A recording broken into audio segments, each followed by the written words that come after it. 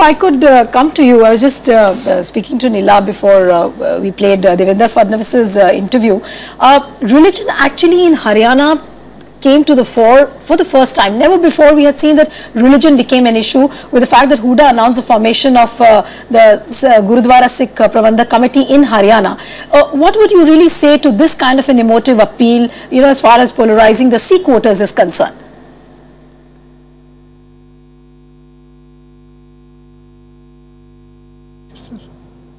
ये सवाल मुझसे? Yes, Mr. Satyan, I was asking you that the way Huda tried to polarize the Sikh voters this time with the formation of the Sikh Gurudwara Prabandhak Committee in Haryana, what would you really say? Because religion actually became an issue for the first time in Haryana. ये तो जब लोकसभा के चुनाव के नतीजे आ गए जिसमें Congress party की इतनी खराब हालत हो गई, उसके बाद उनके पास जो भी तीर थे उन्होंने चलाए, उसमें एक कदम उन्होंने ये भी उठाया, हालांकि सिख वोटर कोई बहुत ज़्यादा संख्या में वहाँ नहीं है, उसकी वजह से उनको कोई बहुत ज़्यादा इलेक्टोरल लाभ होने की उम्मीद नहीं थी। उन्होंने लेकिन जो भी था, जो भी संभालने की कोशिश में उन्होंने वो किया, और उसका कितना लाभ उनको मिलेगा ये बहुत साफ नहीं है। लेकिन ठीक है, उन्होंने पार्टियां जो है वो ऐसे दाव खेलती हैं, उन्होंने एक दाव अंतिम में चला, इसका मुझे नहीं लगता है कि कोई बहुत सिग्निफिकेंट दाव था या बहुत उसका कोई सिग्निफिकेंट असर चुनाव पर हुआ होगा।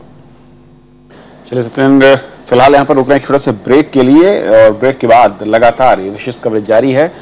रुझान मिलने कुछ देर में शुरू होंगे, वो भी हम आपको बताएंगे और खास मेहमानों के साथ इस चर्चा को आगे बढ़ाएंगे। लेकिन फिलहाल बहुत बहुत शुक्रिया आपका सत्येंद्र इस चर्चा में जुड़ने के लिए। सत्येंद्र हमारे साथ बने रहेंगे, माफ कीजिए निर्मल हमारे साथ अब नहीं होंगे, निर्मल शुक्रिया आपका, और कुछ नए मेहमानों के साथ इस चर्चा को आगे बढ़ाएंगे ब्रेक के उस पार।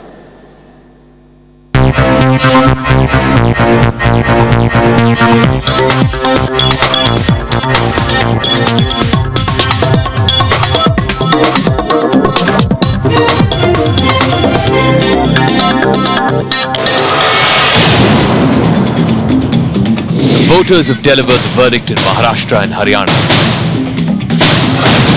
Who will form the next government? The hope and the hype. The drama and the disappointment. Incisive analysis.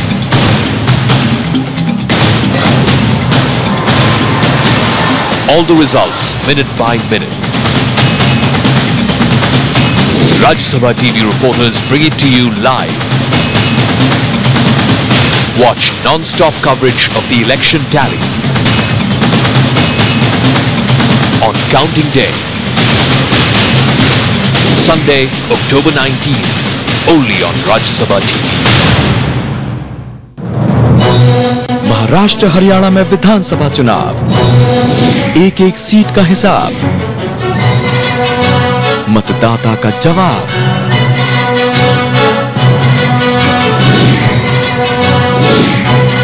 भरोसेमंद चेहरे, पल पल का रुझान, धारदार विश्लेषण और सटीक अनुमान। किसकी हुई जीत, किसकी हुई हार, किसकी बनेगी नई सरकार। देखिए चुनाव परिणाम लोकतंत्र 2014 आज सुबह 7 बजे से लगातार लाइव।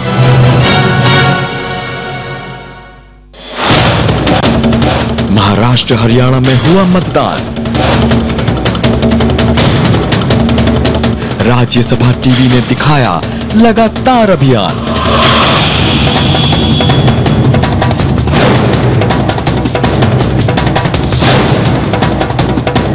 अब 19 को आएंगे परिणाम, दिखेगा वोटरों का मिजाज,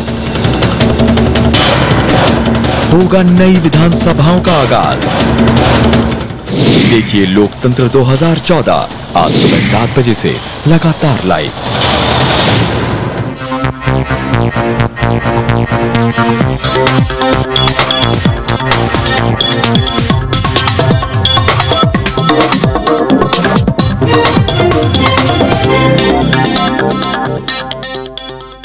ब्रेक के बाद आपको फिर से स्वागत है। आप देख रहे हैं लगातार विशेष कवरेज लोकतंत्र 2014। बात हो रही है हरियाणा और महाराष्ट्र की विधानसभा चुनावों की और मतगणना का काम शुरू हो चुका है। सबसे पहले पोस्टल बैलेट की गिनती हो रही है। आपको दिखाएंगे कुछ देर में जब रुझान आने शुरू होंगे और उसके पीछे की कहानी, उसके आगे के गणित। लेकिन शुरुआत हेडलाइन से। महाराष्ट्र की 288 और हरियाणा की 90 सीटों पर वोटों की गिनती शुरू। कुछ देर बाद मिलने शुरू होंगे रुझान। दोनों राज्यों में 326 मतगणना केंद्रों पर सुरक्षा के कड़े इंतजाम। पुलिस के साथ अर्धसैनिक बलों के जवान तैनात। महाराष्ट्र के मैदान में 4000 से ज्यादा उम्मीदवार। चौहान, फडणवीस, अजित पवार समेत कई दिग्गजों पर टिकी हैं। हरियाणा के रण में 1350 से ज्यादा प्रत्याशी। हुदा बिश्नोई, विनोद शर्मा कैप्टन। अभिमन्यु की किस्मत का होगा फैसला। भीड़ और कंधमाल लोकसभा सीटों समेत यूपी, गुजरात, अरुणाचल, मणिपुर और नागालैंड की एक-एक विधानसभा सीटों के नतीजे भी आज।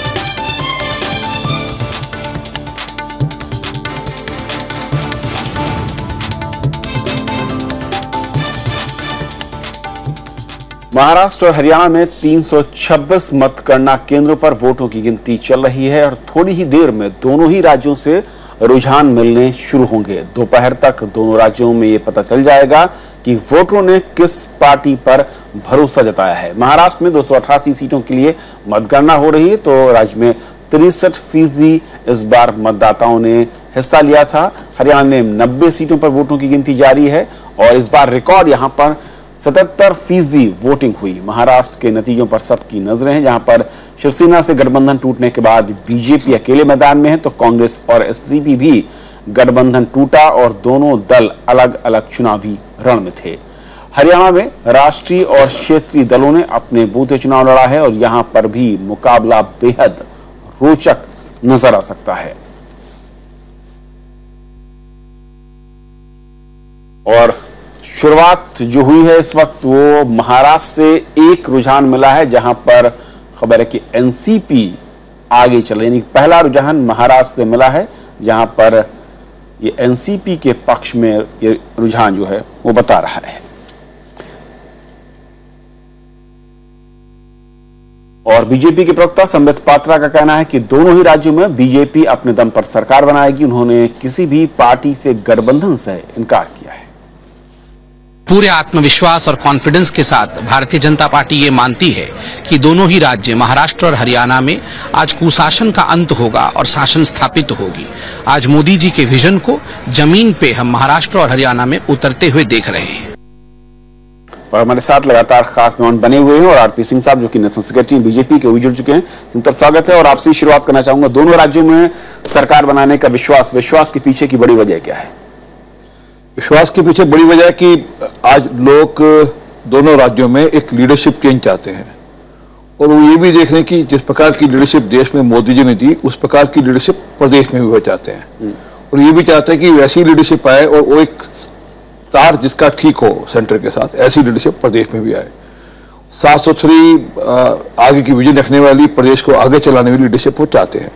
और उसके अंतर्गत और जो पिछले दिनों में दोनों प्रदेशों में जिस प्रकार का भयंकर भ्रष्टाचार हुआ, मतलब मैं सब सीमाएं जिस प्रकार प्रदेशों में भ्रष्टाचार की लांगी दोनों प्रदेशों में, उसके कारण से लोग तंग थे और उसका बदल में वो मोदी जी के जो पक्ष में मन था और वहां की जो लोकल लीडरशिप के पक्ष में मन था, ये उसका नतीजा दिखता है। But RP, given the kind of setback which BJP got during the by-elections, the recent by-elections, people had started discounting the Modi wave. So don't you think that the election results of these two states are going to be another big test of the Modi wave? By-elections और जब general elections होते हैं, जब state assembly के elections होते हैं, पूरे प्रदेश के इलेक्शन फर्क होता है। बाई इलेक्शन के अंदर डेमोग्राफिक्स, वहाँ के जो पैरामीटर्स हैं, वहाँ के डायनामिक्स हैं, वो सबके सब काउंट अलग ढंग से काम होते हैं। परंतु जब जनरल इलेक्शन होता है तब लोगों ने प्रदेश का मुख्यमंत्री चुनना होता है, उन्होंने अपने प्रदेश का भविष्य देखना होता है। बाई इलेक्शन में वो असेंबली लेवल तक का ही मामला रह जाता है कि वहाँ पे कैसा व्यक्ति है, कब आएगा, कैसे नहीं देखेगा। उसमें बहुत चीज़ें काउंट करती हैं। उसमें ये भी काउंट करता है कि वहाँ का मेंबर पार्लियामेंट कितना सहयोग करेगा, नहीं करेगा, सब बहुत चीज़ें काउंट। पर यहाँ पर जो सीधी बात दिखती है वो ये दिखती है कि हमको अपने प्रदेश में किस प्रकार की लीडरशिप लानी है। तो वो जो नीचे के छोटे छोटे मुद्दे और मसले होते हैं उसको ओवरलैप करते हुए बड़े मुद्दे की ओर जाते हैं कि हमको हर कीमत पे एक अच्छी सरकार लानी है। But Neela, one very important point which was seen during the campaign when Modi was campaigning was he actually insisted on the fact to the voters that you should have the same government at the center and the state. Was that point which is trying to connect the voters much more than what it was doing earlier when Congress was there? Look, both these states, Haryana and Maharashtra, both these states are so much integrated into in a macro sense, so much integrated into the national economy, you know. Just as India is now integrating into the world economy, India has also passed through integration of its various regions on a macro basis nationally. Now, if you look at it, the East has been left out of that. So you have always found a very different trend in the East, Bengal, Assam, Northeast. The Western board, including the Western Seaboard and the Western board, it has been integrated into the national economy and the national political economy to a larger extent. Okay. Therefore, when the Congress was in power and it was the main party, as I said, the default party of national governance, this region was with the Congress. Now BJP is replacing that, and this region now you have from Punjab down to Maharashtra. The whole of the western region now seems to be going the BJP way. And whenever there has been change also, for instance, when there was a change at the macro level, when the parties like Janata Party and Janata Dal emerged, you know, again it was Haryana, also Maharashtra, even though Congress was very strong in Maharashtra. Sharad Pawar was one to split the Congress in 1977 and become allied with the national trend, because you know the political capital of the country and the financial capital of the country can't be very separated. Similarly for Punjab and Haryana, in Punjab there was a strong regional trend going to the extent of separatism in the 80s. So it wouldn't be wrong to say but that... then it came back, you know, because the compulsions of economy are also such that they end the markers of identity to a great extent. So it wouldn't be wrong to say that if BJP wins in both these states, it's purely going to be on, the credit entirely goes to Narendra Modi then? Yes. Because the personalities do matter. Not so much in Maharashtra. Right. Not so much in Maharashtra because we were seeing a trend. Gopinath Munde was actually the architect of new BJP in Maharashtra, and which the current BJP is reaping that harvest. But in Haryana, yes, BJP was nowhere. Singh साहब, तो महाराष्ट्र और हरियाणा दोनों जगह अकेले जाने का जो फैसला है, ये आपको लगता है कि इस बार चमत्कारिक हो सकता है, या फिर ये माना जाए कि ये सोचकर फैसला था कि साथ रहने पर फायदा कम और नुकसान ज्यादा होगा? देखिए, दोनों को आप इकट्ठा मत जोड़िए, हरियाणा और महाराष्ट्र को। हरियाणा में तो हम अकेले गए, पर महाराष्ट्र में हमको मजबूर किया अकेले जाने में। नहीं, हरियाणा भी आपने पहले गठबंधन किया, फिर इसका टूटा वो गठबंधन टूटने के कारण को छोड़ से, परंतु महाराष्ट्र में तो हम चाहते नहीं थे गठबंधन टूटा किसी कारण से भी टूटा, वो बात विषय अलग है। सीटों के कितनी सीटें हम लड़े, कितनी सीटें वो लड़े, इस बात पे टूटा। परंतु महाराष्ट्र और हरियाणा को दोनों को एक साथ मत मापिए। पर मैं मानता हूँ जब पार्टी अकेले लड़ती है उसका विस्तार होता है, पार्टी का नीचे तक काम जाता है। मैं अभी हरियाणा चुनाव में सिरसा में था, जहाँ लोकदल और कांग्रेस प्रभावी रही। वहाँ पर इस बार हर गांव के अंदर भाजपा के नाम से लोग खड़े थे और डट के खड़े थे, तो इसका फर्क तो पड़ता है अकेले चुनाव जाने का। उसका एक ओवरऑल पार्टी को, संगठन को, हमारी लीडरशिप को, हमारी एक पोटेंशियल नई लीडरशिप खड़ी हो जाती है। वहाँ पर हर विधानसभा स्तर पर एक नई लीडरशिप खड़ी जाती है, इसका एक लाभ रहता है। But RP, does BJP believe in cultivating the state, the faces of the state? Or is it only going to be Narendra Modi and no one else? No, you are mistaken. I mean, we have leadership like Shivraj Singh Chauhan, we have leadership like Raman Singh, we have... No, I'm talking particularly about Haryana and Maharashtra. You said since BJP believed, I'm saying in states, and that's why I said, but we have leadership in all states, and even in Haryana and Maharashtra, we have a state leadership. So it was only a matter of thing that how do we take our, is a poll strategy, how do we go further on? So poll strategy different from state to state. And this time we thought, okay, we will not go by name in the state, and Modi ji will campaign, and since we just recently won the parliament election, and it has a rub, and he has taken certain very good decisions, and he has taken certain very good policy decisions also, and so that rub has advantage, so it was particularly because of that reason.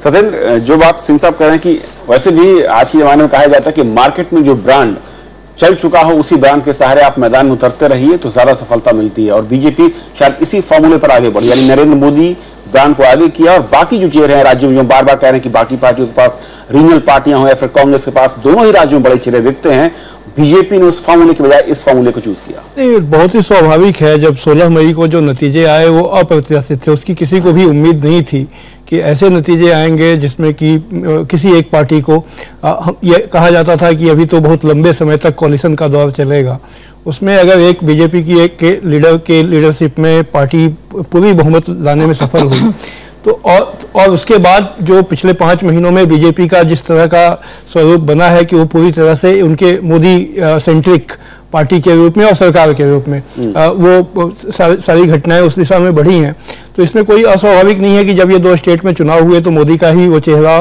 Poster पर लेकर के वो जाते और उसके आधार पे vote मांगते। और हम लोग जैसा कि देखते हैं एक जनरल मोदी की एक लोकप्रियता है, लोग उनके नाम पर इकट्ठे हुए हैं और अभी भी वो चीज़ खत्म नहीं हुई है, इतनी जल्दी खत्म होती भी नहीं है, तो ये बड़ा स्वाभाविक था, वो गए हैं। अब उस पर क्या जनता का फैसला है, उसके कुछ संकेत आने लगे हैं, थोड़ी देर में और पता चल जाएगा कि वो कितना सफल रहा है ये दांव। But RP, many people are also saying that, as people say that it's going to be another big test of the Modi wave, at the same time it's also a test for Amit Shah, because during by-elections when the BJP got a setback in the by-elections, there were allegations that probably Amit Shah didn't do his best, the cadres were not too upbeat, probably RSS also didn't support the party too much at that point of time. So will you also see it as a big test for Amit Shah along with Narendra Modi? See, it's a test for BJP in total. It's not for any individual. No, but particularly if you talk about Amit Shah as well. Obviously, he's the leader, he's the president of the party, he's leading the party. It makes effect on persons also, but it's the test for the complete party as such. And again, I'm saying, don't go by the bipolar results. Bipolar results are very different, and bipolar elections are very different, and they shouldn't be measured or they shouldn't be treated at par with any other elections. And generally, bipolars, generally the ruling party, whichever the ruling party, generally they have edge over there. And although there are aberrations as far as Rajasthan and Gujarat goes, but I'm saying again, it's a complete party, it reflects on the complete party. Okay, right, today Modi ji is the Prime Minister, so that's why he is the face. Amit Shah is the party president, that's why he is the face. Right. So when Gadkari was the president, he was the face. When Rajnath Singh was the president, he was the face. When Advani ji was the president, he was the face. And Atal ji was the Prime Minister, and Advani was the president as a face, and he is the face. So it doesn't matter. It's the party which works. Yes, the face, you have mascot, there is the brand, there's a mascot there, and it works. Two sides of the same coin. But let's cut across live now to Mumbai. We are joined by our correspondents Raj Kamal and Kriti. Over to you, Raj Kamal. What is the sense you're getting there at the moment? The counting has already begun. The leads have not started coming in except for one where probably NCP is leading. What is the sense you're getting from the ground? Neelu, we'll get to know the trends by 9 because the first half an hour is dedicated to counting of postal ballots. So in that, it's very less significant to calculate which party is leading and which party is trailing. It's not very clear now, but by 9:30, 10, we'll start getting the genuine trends from several parts of Maharashtra, because every party has a stronghold in different regions that are there in Maharashtra.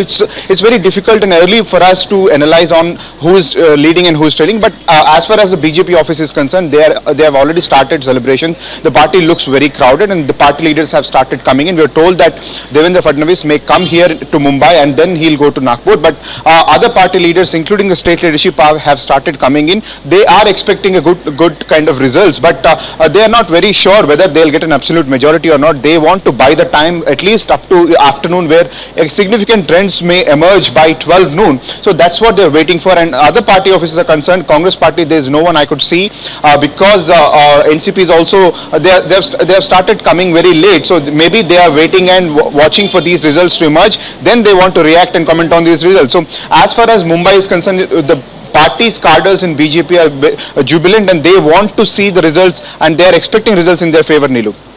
और राजकुमार, इस वक्त जो शुरुआती रुझान दिख रहे हैं महाराष्ट्र में, मैं कहूं कि बीजेपी शुरुआती रुझानों में बड़ी बढ़त की ओर दिख रही है। किस तरीके का मूड दिख रहा है और क्या जो बीजेपी के रणनीतिकार वहां पर नेता है उनको लग रहा है कि जो उनका आकलन था शुरुआत कुछ उसी लिहाज से है? कविंद्र, उनका मिशन 145 प्लस पिछले 15 दिनों में जैसे ही, क्योंकि हमने कैंपेन्स में शो किया था और जैसे कि मोदी जिस तरह अलग अलग इलाकों में अपने रैलियां एड्रेस कर रहे थे, उस समय मिशन 145 प्लस साफ तौर पर उनका टारगेट था। लेकिन आज जब एग्जिट पोल्स के रिजल्ट्स आए और काउंटिंग शुरू हो चुकी है, बीजेपी की नेता थोड़ा सोच समझकर हमें जवाब देना चाहते हैं, क्योंकि एक और 2 घंटे वो इंतजार करना चाहते हैं। जहां तक अभी ट्रेंड्स इमर्ज नहीं हुए, अभी पहले आधा घंटे में सिर्फ और सिर्फ पोस्टल बैलेट्स की ही काउंटिंग शुरू हो चुकी है। इसीलिए भाजपा की नेतृत्व यहां जो स्टेट ऑफिसेस में है वो अभी थोड़ा सोच समझ के जवाब देना चाहते हैं। लेकिन बीजेपी की तरफ से तो ये बात साफ है कि वो एक पार्टी जो सिंगल लार्जेस्ट पार्टी की तरह उभरेगी, वो तो आशा उन लोगों के पास है। लेकिन अलायंसेस क्या होंगे, क्या शिवसेना और एनसीपी के साथ वो गठबंधन में जाएंगे या नहीं जाएंगे, इस बार अभी तो कोई क्लियर इंडिकेशन नहीं है।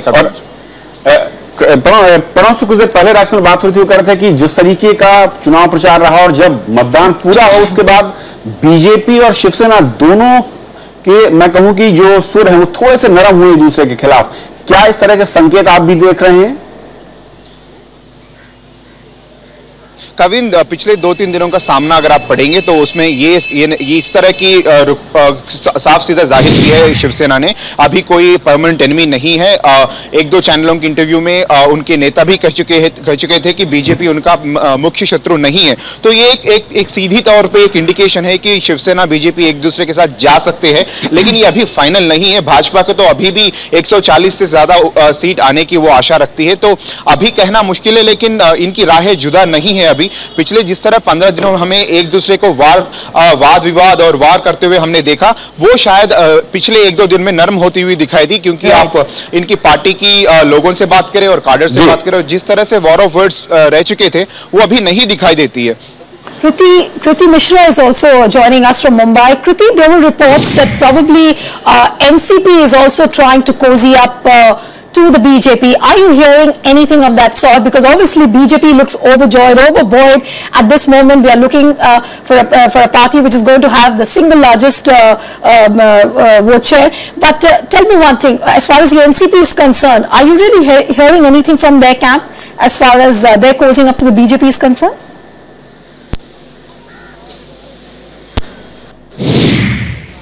Right, Neelu, trends are still to emerge, and we are waiting for the final picture as of now. But every party is treading very cautiously. They're very meticulous about whatever they say. So we've heard NCP say that, and Praful Patel, the General Secretary of the party, said that NCP would play a very crucial role in government formation. So even Shiv Sena targeted, Congress targeted the NCP, that it was in hand in glove with the BJP. So NCP, what people are analyzing, what political pundits are analyzing, that NCP may cozy up with the BJP in government formation.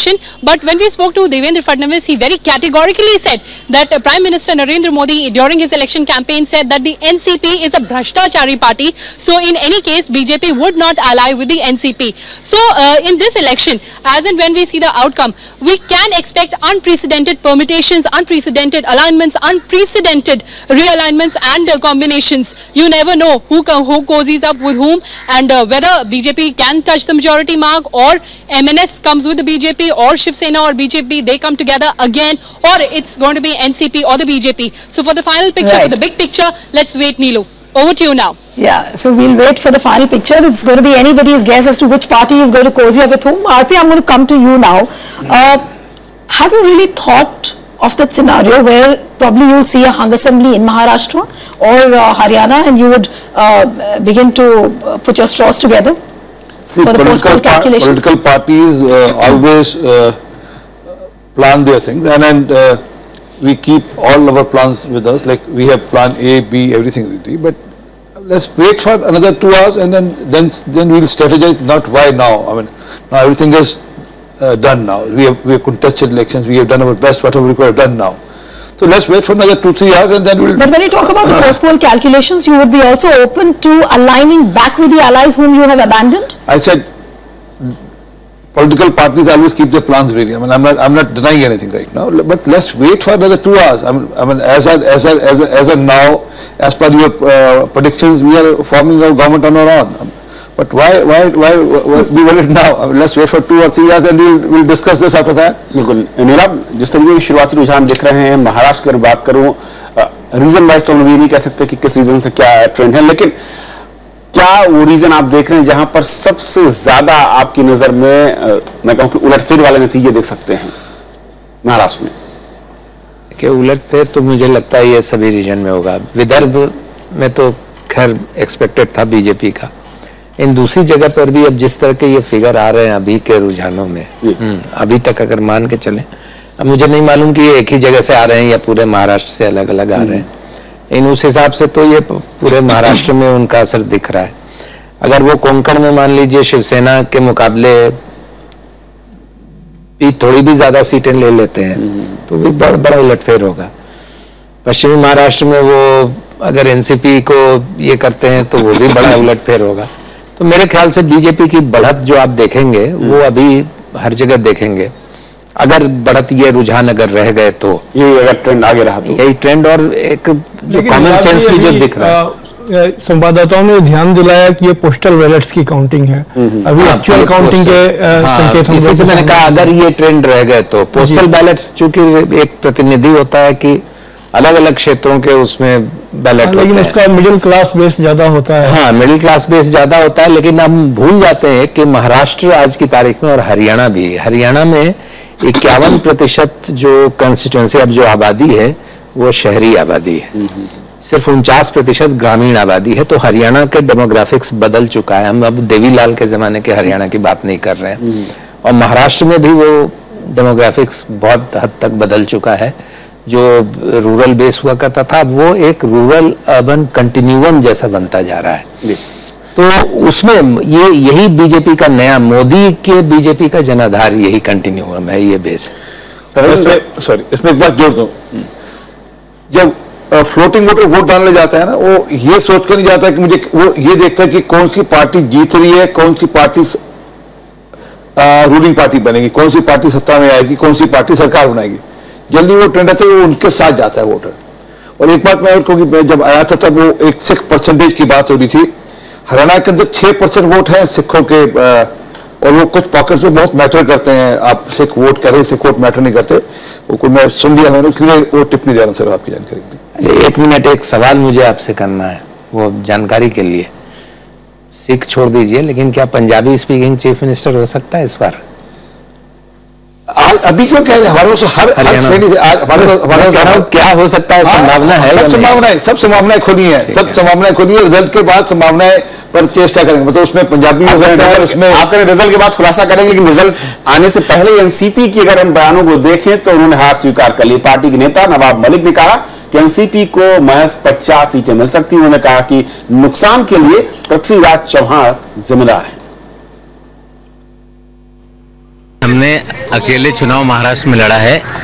हमें लगता है कि NCP कम से कम 50 सीटों पे चुनाव जीतेगी, लेकिन जो भी कांग्रेस और राष्ट्रवादी कांग्रेस पार्टी को महाराष्ट्र में नुकसान हो रहा है उसके मुख्य जिम्मेदार पृथ्वीराज चौहान जी रहे। सत्येंद्र, बहुत कम ऐसा देखने को मिलता है कि रुझान भी आने शुरू न हो ठीक ढंग से, उससे पहले ही सत्ताधारी दल के गठबंधन साथी जो है हार का ठीकरा फोड़ना शुरू। ये तो कांग्रेस ने तो उस दिन ही मान लिया जिस दिन मतदान हुआ, उसी दिन उनके नेता आप ही के चैनल पर यहाँ पर बैठकर दलवाई साहब, हुसैन दलवाई साहब ने मान लिया कि हम चुनाव नहीं जीत सकते हैं। तो ये तो कांग्रेस का संकट बहुत ही गहरा है। कांग्रेस का संकट इतना गहरा है कि और उनके भीतर हार की डिफिटिस्ट मेंटेलिटी इतनी ज्यादा उतर चुकी है कि लोकसभा चुनाव में भी हम लोगों ने देखा कि बहुत से उनके जो कैंडिडेट्स थे चुनाव के पहले ही उन्होंने अपने रिसोर्स हटा लिए, ये मानकर कि अब तो हम लोग जीत नहीं सकते हैं। और ऐसी ही खबरें कम से कम महाराष्ट्र से तो आई ही हैं, अगर हरियाणा से उतनी ज्यादा न भी आई हो तो ये कांग्रेस का जो संकट है वो उनका वैचारिक संकट भी है, उनका जो लीडरशिप का संकट है, और एक जो फाइट करने का, एक जो ऑपोजिशन में आने के बाद ये दिखना चाहिए था पिछले 4-5 महीनों में कि उन्होंने अपने को रिग्रुप किया है। वो एक विपक्ष के रूप में, एक सशक्त विपक्ष के रूप में उभरने की कोशिश कर रहे हैं। इसके संकेत भी देखने को नहीं मिले हैं। अब वो हमने विपक्ष का नेता पद मिला या न मिला, ये इसके बजाय जितनी ताकत इसमें उन्होंने लगाई उतनी ताकत अगर उन्होंने विपक्ष की भूमिका निभाने में लगाई होती, जो विपक्ष का काम होता है to expose and to oppose करने में लगाई होती, तो आज उनकी एक दिशा दिख रही होती। उनका संकट यह है कि वो पार्टी कहाँ खड़ी है, वो किधर जाना चाहती है, वो कैसे बीजेपी को जो इतनी बड़ी ताकत बन गई है इसका मुकाबला कैसे करेगी। मुकाबला करने को तैयार भी नजर आ रही। सिंह साहब, क्या वाकई बहुत ही मैं कहूं कि आसान प्रतिद्वंदी इस बार आपको मिले दोनों ही राज्यों में कि जो पहले हथियार डाल चुके थे? नहीं, बात हम चुनाव के अंदर कभी भी कोई प्रतिद्वंदी को शान से नहीं लेना चाहिए। मतलब हम ये ना सोचे कि कांग्रेस इस समय डिमोरलाइज्ड है या डिमोलिश्ड है, इस पंख से नहीं सोचना चाहिए। प्रतिद्वंदी है, और मैं वापस कह रहा हूँ कि राजनीति में कभी किसी को ये नहीं सोचना कि खत्म हो गया या नहीं रहेगा। हर आदमी का अपना क्षेत्र है, अपना काम है। कांग्रेस बहुत पुरानी पार्टी भी है और कांग्रेस की जड़ें भी बहुत पुरानी है। हरियाणा में तो हम बिल्कुल पहली बार इस प्रकार के, महाराष्ट्र में इस प्रकार पहली बार गए, और हमारा जहाँ पे काम नहीं था हम वहाँ पे भी गए इस बार। तो इसलिए बहुत आसान काम, मतलब प्रतिद्वंदी बेशक आसान, पर हमारे लिए काम, हमारा फील्ड वहाँ नहीं था, हमारे वहाँ पे लोग नहीं थे, हमको वहाँ पे मतलब पुराने लोग थे, उनको नए ढंग से रिवैम्प करना पड़ा। और महाराष्ट्र में तो हमको कई बाहर के लोगों अपने साथ लाना पड़ा। हरियाणा में कुछ बाहर के लोगों को लेना पड़ा आपको? चलो, हरियाणा में तो पहले से चलो हमारा थोड़ा काम था, इसलिए ये हमारे लिए एक प्रोसेस अलग टाइप का था। ये सोचना कि बहुत केक वॉक था, ऐसा नहीं है कहीं पे। No, but Neelav, as far as Congress is concerned, people were saying that it could be a wake-up call now for Congress post the 2014 general elections defeat, and people were expecting that, you know, they would put their heads together at least for these two state assembly elections. But that doesn't seem to have worked. Not on the surface, yes. Though there have been reports that something is going to happen, but they have been coming a long while and we haven't seen anything happen. No, but what is the exact reasons? Lack of leadership, lack of organization, a proper organized party structure. What is the reason, exact reason? Lack of organized party structure, yes. They don't even have a rudimentary party structure in many states. For instance, in Bihar, I mean, if you look at various states, the process started in the 1990s itself. In UP, they don't have, except for certain constituencies, you know, where they win because of the individual candidates or in local equations. They have had some organizational base in Rajasthan, they have some organizational base in Delhi also. It's not an organizational base, it's a mass base. But it's the Congress organization has been in terminal decline for a long time now, and now the chickens have come home to roost. No, but the Congress party seems to have been hitting the wrong nail on the head. For example, you know, the ouster of Shashi Tharoor as a spokesperson. They are not picking up the right issues the way they should. As Satyen said, they should have picked up substantial issues of opposition, you know, rather than go into these small things. They should have picked up, there are many issues. I mean, yesterday, I mean, what they have been doing, even if they have been vocal on certain issues, it's only in the TV studios. जी, और फिलहाल हम सुनाते हैं कि BJP के नेता चौधरी बीरेंद्र सिंह ने क्या कहा है हरियाणा में चुनाव के बाद जो नतीजे हैं और जो सरकार है उसको लेकर। चौधरी बीरेंद्र सिंह, एग्जिट पोल के जो नतीजे हैं अभी सामने हैं उससे ऐसा लग रहा है कि बीजेपी को महाराष्ट्र के साथ साथ हरियाणा में भी स्पष्ट बहुमत मिल सकता है। लेकिन बड़ा सवाल ये है, सब ये पूछ रहे हैं कि आखिरकार बीजेपी की तरफ से मुख्यमंत्री कौन बनेगा? सवाल तो ये तय बीजेपी ने करना है, बीजेपी की लीडरशिप ने, कि कौन मुख्यमंत्री होना चाहिए। और मुझे लगता है कि भारतीय जनता पार्टी की जो लीडरशिप है वो हर पहलू पे विचार करके ये फैसला करेगी, क्योंकि हरियाणा में पहला ये एक प्रयास है भारतीय जनता पार्टी का जो अपने दम पे वो यहाँ राज्य में सरकार बनाएंगे। लेकिन एक विश्लेषण ये चल रहा है कि क्योंकि बीजेपी को जो सीटें मिलने की उम्मीद है उसमें ज़्यादा वो इलाके हैं जो नॉन जाट एरियाज कहे जाते हैं, और इसलिए किसी ऐसे नेता को जो नॉन जाट कम्युनिटी से आता है उसको मुख्यमंत्री बनाया जाए। सुषमा स्वराज का नाम फ्लोट किया जा रहा है और कई नाम इस तरह के सामने आ रहे हैं। वो देखो, वो तो मैंने बताया ना, जनाधार उनका ग्रामीण क्षेत्रों में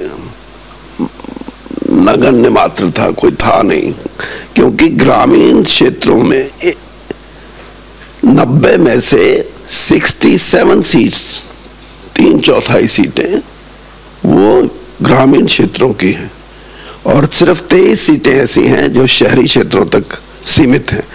और ये मान के चला जाता था कि बीजेपी का जनाधार शहरी क्षेत्रों तक सीमित है। जनाधार बढ़ाने के लिए उनको सोचना है ना। जब आप कांग्रेस में थे वो अलग बात है कि आप मुख्यमंत्री नहीं बने, लेकिन हमेशा कंसीडर किया जाता था कि आप मुख्यमंत्री पद के प्रबल दावेदार हैं।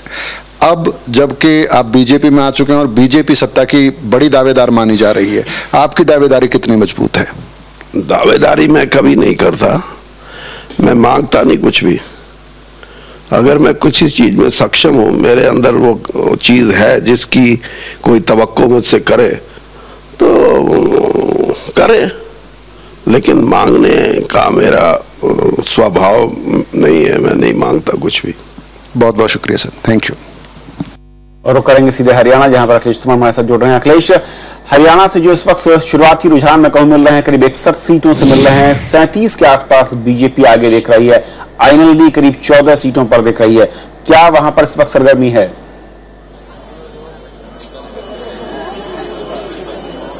देखिए, आईएनएलडी के उम्मीदवार यहाँ आए हुए थे अभी कुछ देर पहले। हालांकि वे अभी भी यही दावा कर रहे हैं कि आईएनएलडी अभी तो जस्ट महज 1 घंटे भी पूरे नहीं हुए हैं, ऐसे में रुझान के आधार पे कोई निष्कर्ष नहीं निकाला जा सकता है। लेकिन उनका यह भी कहना है कि अभी तो जस्ट ये शहरी इलाके की काउंटिंग का प्रतिशत है, ग्रामीण इलाके से अभी भी वोटों के रुझान आने हैं, तो इसलिए उन्हें अभी भी आशा है कि अभी आईएनएलडी आगे बढ़ेगी। लेकिन जो रुझान है, रुझान बता रहे हैं कि वो सिर्फ शहरी इलाकों के नहीं है बल्कि ग्रामीण इलाकों के हैं। इसलिए आईएनएलडी अभी तो अब शुरुआती में क्या कह सकते हैं, कुछ कह नहीं सकते, लेकिन लग रहा है कि बीजेपी के बारे में जो पहले से आशा थी कि बीजेपी अच्छा करेगी, लगता है कि शुरुआती रुझान उसी ओर इशारा कर रहे हैं। कविंद जी, अखिलेश लौटेंगे आपके पास।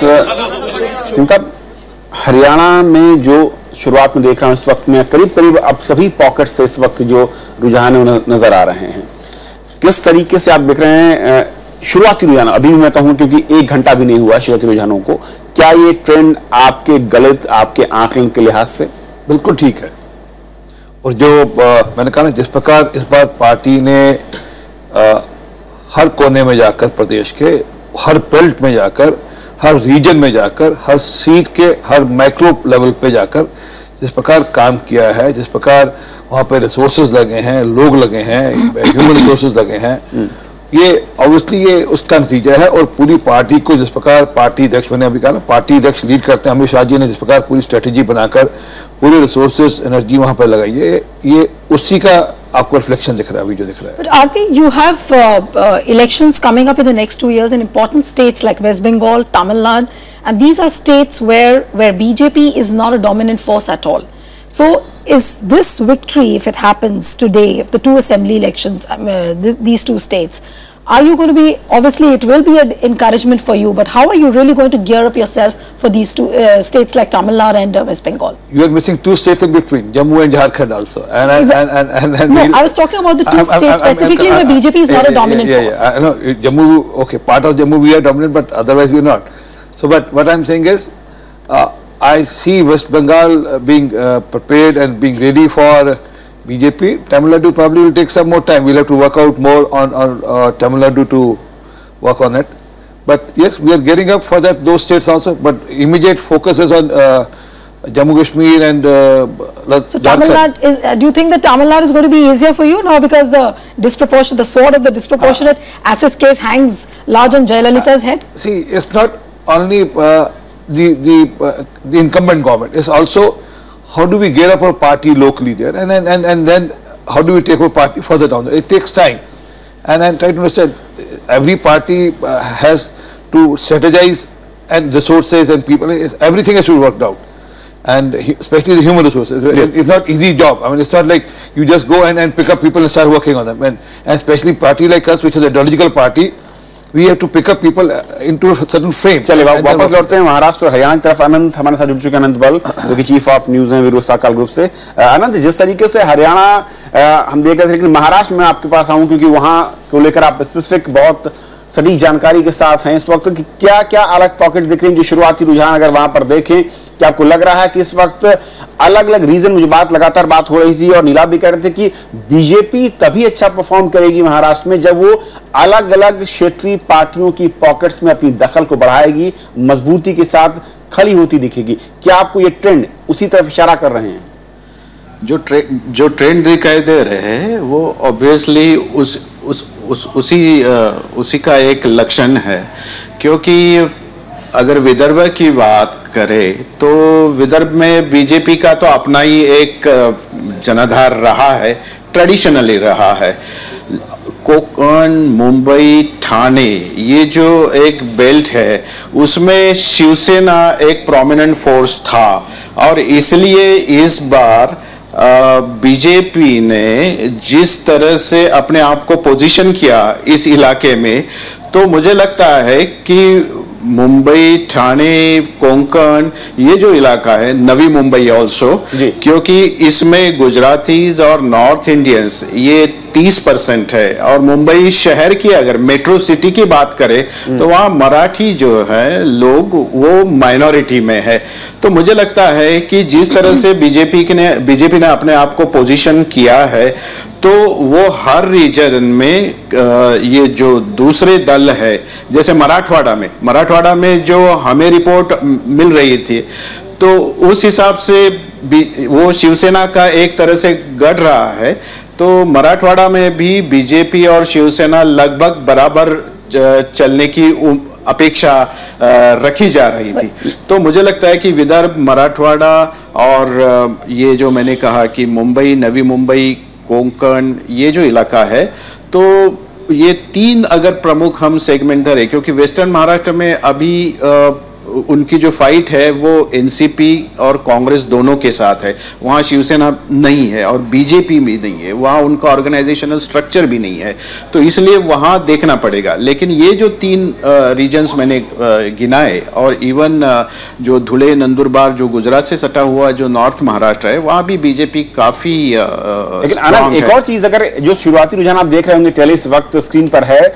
जी, अभी करीब 159 सीटों के रुझान हम देख रहे हैं, लेकिन एनसीपी, कांग्रेस और शिवसेना, खासतौर पर एनसीपी और कांग्रेस को लेकर आपसे जानना चाहूंगा, उतने कमजोर नजर नहीं आ रहे हैं जिनका आकलन मैं कहूं कि एग्जिट पोल दिखा रहे थे। अगर इन्हीं 160 को आधार बनाकर मैं इस पूरे 288 पर ले जाता हूं तो संख्या उनकी उतनी कम नहीं है। नहीं, इसलिए मैं बता रहा हूं ना कि अगर जैसे वेस्टर्न महाराष्ट्र है या मराठवाड़ा है या कोंकण है या इवन मुंबई भी, तो वहां आप कांग्रेस और एनसीपी, यानी एनसीपी को मुंबई छोड़ दीजिए, लेकिन मुंबई में कांग्रेस स्ट्रांग है, वेस्टर्न महाराष्ट्र में एनसीपी स्ट्रांग है। तो ये एक जो वेस्टर्न महाराष्ट्र का जो एक पॉलिटिकल एक स्ट्रक्चर है, जहां एक इंस्टीट्यूशनल ताकत, एक ट्रेडिशनली परंपरा के तौर पे कांग्रेस और एनसीपी के पास है, और आप डिस्ट्रिक्ट के बाद डिस्ट्रिक्ट गिनाइए तो उसमें आपको पता चलेगा, जैसे अहमदनगर है, कोल्हापुर है, सांगली है, सातारा है, तो ये सारे जो डिस्ट्रिक्ट है जहाँ एक कोऑपरेटिव इंस्टीट्यूट्स है या एजुकेशनल इंस्टीट्यूशंस है, कोऑपरेटिव मिल्स है, शुगर मिल्स हैं, तो ये सारी जो संस्थात्मक ताकत जो है वो इन दोनों पार्टियों के पास है। इसलिए आपको निश्चित तौर पे दिखाई देगा कि जितना हम समझ रहे थे उतना ये कमजोर होंगे नहीं। कभी कभी मैं थोड़ा सा जोक्युलरली हम कहते हैं कि ये कुछ रीजन में ये जो कोऑपरेटिव या एजुकेशनल, ये जो संस्थात्मक ताकत रखने वाले जो नेता है, अगर मान लीजिए कल कांग्रेस छोड़ के मिजो नेशनल फ्रंट में भी जाएंगे तो भी चुन के आएंगे क्योंकि उनकी वो ताकत है। तो इसलिए ये जाता है इंडिविजुअल जो लीडर है वहाँ का, उस रीजन का, वो किस तरह से अपने आप को एक ताकत के तौर पे वो अपना जीत हासिल करता है। तो ये आपको दिखाई देगा, और स्पेशली मैं बोल रहा हूँ जैसे सोलापुर है, जैसे वेस्टर्न महाराष्ट्र है, वहाँ मुंबई, नवी मुंबई में आपको देखने को मिलेगा कि बीजेपी, शिवसेना और कांग्रेस ऐसी होगी, और एमएनएस भी कहीं जगह पे जैसे नासिक में है।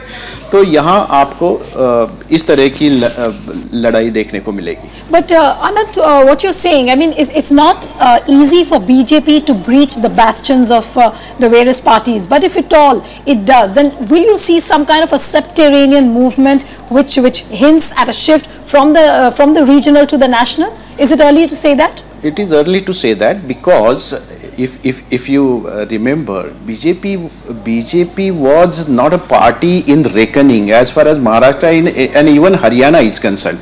They were always considered, or they were always on the second or third or fourth rank. Right. But for the first time, BJP has positioned itself in such a way, and especially with the leadership of the Prime Minister, that they are calling the shots right now.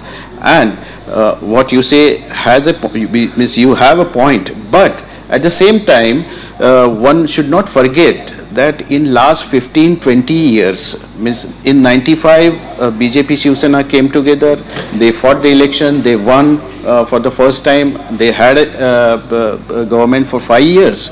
But BJP has never contested 288 seats. And for the first time, they are contesting all the seats in Maharashtra. So, means the reports which we get, means since I come from Maharashtra, almost in half of the seats, or maybe around 100-120 seats, they don't have even a proper structure. Take the case of Western, especially I am referring to Western Maharashtra, where this very strong Congress NCP leaders they come from. अनंत, जो आप कह रहे थे, मैं एक reaction चाहूंगा RP Singh साहब से। सिंह साहब, जो अनंत कह रहे हैं कि करीब 100-120 सीटें से जहां पर स्ट्रक्चर की कमी थी, उसके बाद जो परफॉर्मेंस फिलहाल दिख रही है, मैं एक बार फिर कह रहा हूं कि 200 सीटों के नतीजे हैं, बीजेपी करीब 90%, यानी कि 45% का स्ट्राइक रेट फिलहाल आपका दिख रहा है, जो शुरुआती रुझान है। लेकिन वो जो मैजिक फिगर है, उससे पहुंच पाना फिर भी दूर लग रहा है। देखिए, मैंने अभी आपको पहले भी कहा कि जब आपने तमिलनाडु इलेक्शन की बात की, जब आखिएगा, तो ह्यूमन रिसोर्स सबसे मुश्किल काम है क्रिएट करना, बनाना उसको। और खास कर प्योरली आइडियोलॉजिकल बैकग्राउंड से जब हम लोग आते हैं, हम लोग एक सोच से आते हैं, विचारधारा से आते हैं, उसके आसपास उस ह्यूमन रिसोर्स को डेवलप करना, उसको उसमें पॉलिटिकल लीडरशिप बिल्ड करना एक अपने में प्रोसेस है। परंतु चुनाव एक बड़ा माध्यम बन जाता है आपको लोग ढूंढने का, लीडरशिप ढूंढने का और लीडरशिप को खड़ा करने का, और नतीजों के बाद छोटे और बड़े भाई को ढूंढने का। ऐसा नहीं है, परंतु एक प्रोसेस है ये हमको इस प्रोसेस को हम शॉर्टकट नहीं कर सकते। मतलब ये एक पूरा प्रोसेस है। तो ये आप वो ठीक कह रहे हैं कि हमारे कई रीजन से हमारे पास लोग नहीं थे, मैं तो खुद कह रहा हूँ हमारे पास लोग नहीं थे, हमारा सिस्टम नहीं था, हमारा स्ट्रक्चर्स नहीं थे।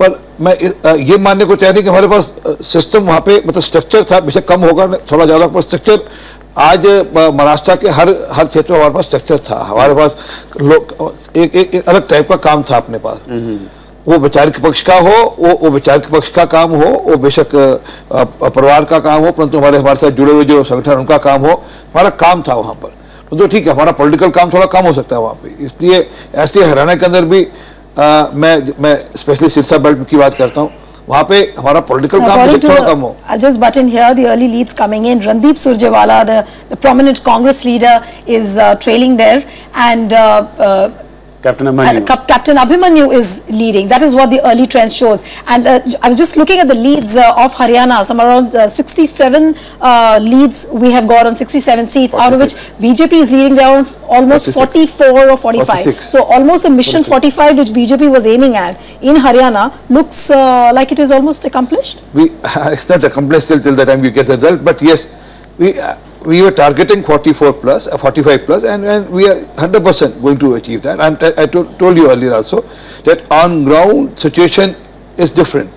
The voter goes by who will form the government and who can give a good, stable, good, clean government. But would you not concede that Haryana looks a little easier for BJP as compared to Maharashtra? Maharashtra is more complicated. No, both states have their own issues and complications. Both states. I mean, it's not that Haryana is easy and Maharashtra is not easy. I mean, or Haryana is difficult or Maharashtra is not difficult.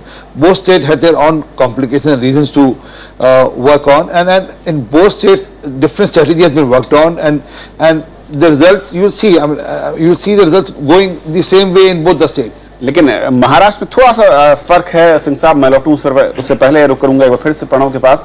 Pranav, Maharashtra में जो रुझान शुरुआती दिख रहे हैं कि करीब BJP इस वक्त जो रुझान है वो करीब 200 से ज्यादा सीटों के आ चुके हैं, और ये सभी अलग अलग रीजन से इस वक्त दिख रहे हैं। शुरुआती रुझान में फिर कह रहा हूं कि शुरुआती 1 घंटा बहुत ही बदलाव भी दिख सकता है इन रुझानों में, लेकिन अगर इन्हें आधार बनाया जाए तो बीजेपी के लिए छोटे या बड़े भाइयों को ढूंढना पड़ेगा। किस तरीके की वहां पर खबरें इस वक्त सुनाई देनी शुरू हो रही हैं? अब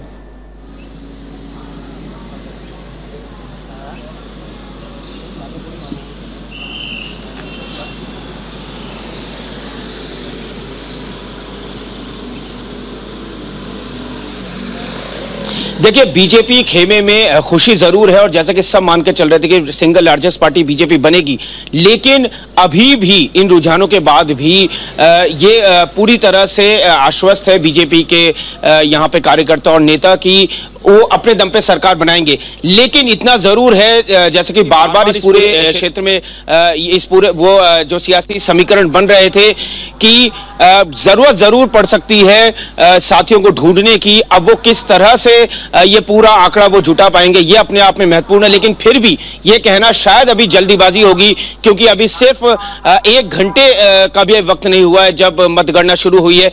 तो इसको देखते हुए थोड़ा और इंतजार करना लाजमी है और उसके बाद ये पूरी तस्वीर साफ होगी। लेकिन शुरुआती खबर बीजेपी को जरूर खुश कर रही है। जो आपके पास लोग खड़े हैं आसपास, अगर राजनीतिक दलों से लोग हैं तो अभी जो उम्मीदें हैं साथियों को लेकर, क्या वापस आएंगे वो जो कि बिछड़ गए थे या फिर जिन्होंने अपना रिश्ता पिछले 15 दिन के लिए खत्म कर लिया था?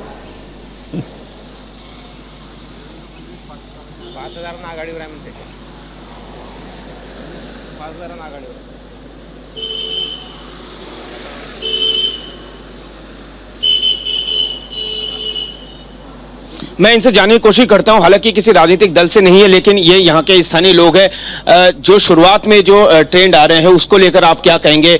महाराष्ट्र में के आप निवासी हैं, क्या लगता है आपको कि इस रुझान के क्या मायने हैं? इस रुझान में कांग्रेस आने के बहुत चांसेस है। अभी तो पहला ही राउंड हुआ है, अभी बाकी है। क्या अपने अपने दलों के समर्थक हैं यहाँ पर, आप क्या कहेंगे? अभी तो सिर्फ पहला घंटा हुआ है, पहला राउंड हुआ है। ऐसा लगता है कि यहाँ मिश्र स्वरूपों की सरकार बनेगी, किसी भी एक सिंगल पार्टी को बहुमत नहीं मिलेगा, यहाँ कोएलिशन गवर्नमेंट बनेगी और हंग असेंबली यहाँ आने के, महाराष्ट्र में आने के पूरे चांसेस है। असेंबली की उम्मीद जनता को भी लगती है कि यहाँ शायद हंग असेंबली बनेगी और ऐसे में ये पूरा जो सियासी गणित है वो बहुत दिलचस्प हो जाएगा कि आखिर दोस्त साथ आते हैं या नए दोस्त बनते हैं, क्योंकि दरवाजे खुले रहते हैं। राजनीति में कोई जिसको कहते हैं कि परमानेंट एनिमी नहीं होता। तो इसको देखते हुए देखना होगा कि क्या रुख अब बीजेपी का रहता है। जो महाराष्ट्र के बीजेपी अध्यक्ष है वो 2 बजे तक नागपुर पहुंचने वाले हैं और उसके बाद उनसे जब बात होगी तो साफ होगा कि आखिर बीजेपी का रुख क्या रहेगा। लेकिन मुमकिन है तब तक स्थिति और बदले। बिल्कुल, आपके पास अपडेट के लिए लौटेंगे। सचिन, महाराष्ट्र में जो रुझान दिख रहे हैं आपकी नजर से, जो हम चर्चा कर रहे थे शुरुआती 1 घंटे में, कि क्या वाकई स्थिति वही बन रही है कि फिर तलाशिए, हाथ बढ़ाइए, छोटा भाई अब बड़ा हो चुका है और जो बड़ा है वो शायद छोटे के तौर पर अब शामिल हो? देखिए, मैं अभी कुछ कहने के पहले इंतजार करना चाहूंगा, क्योंकि अभी जो रुझान टेलीविजन चैनलों पर जो दिख रहे हैं और इलेक्शन कमीशन की वेबसाइट पर दिख रहा है उसमें भारी अंतर है। और इलेक्शन कमीशन की वेबसाइट पर जो नतीजे आ रहे हैं वो काफी मिक्स्ड ढंग के हैं और वो कम है, जाहिर है जितने वहां बताए जा रहे हैं उससे काफी कम है। लेकिन जो वोट परसेंट वो साथ साथ बता रहे हैं उसमें एक रिवर्सल देखने को मिल रहा है जितने अभी तक हमारे सामने है उसके हिसाब से। इसलिए अभी टू अर्ली है कुछ कहना इसके बारे में, कोई निष्कर्ष अभी बता देना। अभी हम लोगों को कम से कम 1 घंटा वेट करना चाहिए। 1 घंटे वेट के बाद हम लोगों के सामने तस्वीर ज्यादा साफ हो सकेगी, तब हम लोग ये कहने की बेहतर स्थिति में होंगे कि जो अनुमान हम लोग पहले से लगा रहे थे चीजें उसी दिशा में जा रही हैं या नहीं जा रही हैं। Right. So another hour for the picture to get clearer, but according to the latest updates we are getting, Haryana Janhit Congress chief Kuldeep Bishnoi is leading in the Adhampur constituency, and the trends at 8:30 which have come, BJP is leading at 4, Congress 1, and Haryana Janhit Congress again 1. So and also about INLD, there is a little update that early trends give the BJP lead in 3 seats, and opposition INLD is leading in 1 constituency. So, do you think that you're in for a tough fight from INLD? Obviously, people wanted to replace Congress, and they were looking for the options, and options were BJP and INLD. Now, people have to make a choice between the two. So, we had a fight. It was not a fight with Congress at all. Right. But Neelab, it's interesting with the way BJP is treating INLD as a very serious contender, and the very fact that the leader was in jail in relation to the teachers' recruitment scam. Corruption was a big factor during elections when it comes to the Huda government, whether it's INLD. But analysts have also seen that INLD is on the recovery path. What has really worked with the voters as far as INLD is concerned? What is that one clinching factor? Why voters have gone and voted for INLD? Till now, before the BJP came into the picture, INLD was the default opposition party in the state, and it had a mass base there, though in a particular region. INLD, if you look at it, wasn't there all over Haryana, but in a particular region it had a predominant mass base until things changed in the last Lok Sabha elections. Then different processes took over, and we yet to have see the fruition of such processes as to what has happened. And until we get the final vote percentage, we won't know whether the INLD gave a tough fight to the BJP or not, or whether BJP went उसके कुछ घंटे का इंतजार करना होगा नीलाभ। लेकिन इस वक्त देख लेते हैं कि असल में जो नए रुझान हैं बड़े चेहरों को लेकर, वो क्या इशारा कर रहे हैं, कौन कहां से आगे चल रहा है और कौन किस इलाके से पीछे है। एक नजर वहां पर, ये बड़े चेहरे आप देख सकते हैं इस वक्त महाराष्ट्र में, जहां पर आप देखिए आर पाटिल जो कि पीछे चल रहे हैं इस वक्त, और प्रीति शिंदे जो कि हैं वो लीड कर रही हैं।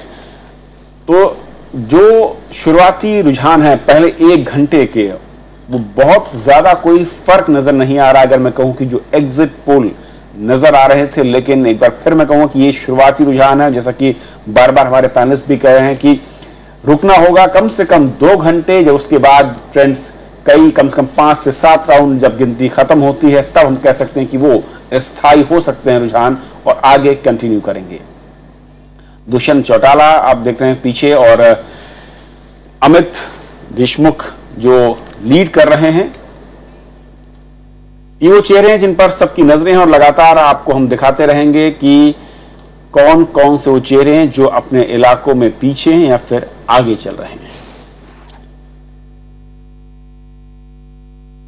हिसार जहां पर आप देख रहे हैं कि शांति जिंदल जो कि सावित्री जिंदल जो कि पीछे चल रही है, एक बड़ा सेटबैक, एक बड़ी खबर कह सकते हैं कि महाराष्ट्र में, हरियाणा में। उधर हुड्डा जो है वो आगे चल रहे हैं, और पूरा का पूरा प्रचार जो है वो इन्हीं के कंधों पर, मैं कहूँ हरियाणा में, जैसे कि पैनलिस्ट बता रहे थे। So even if Huda doesn't form a government, at least he is ensured to be in the assembly as a candidate, as an MLA, right, Neelav? Probably.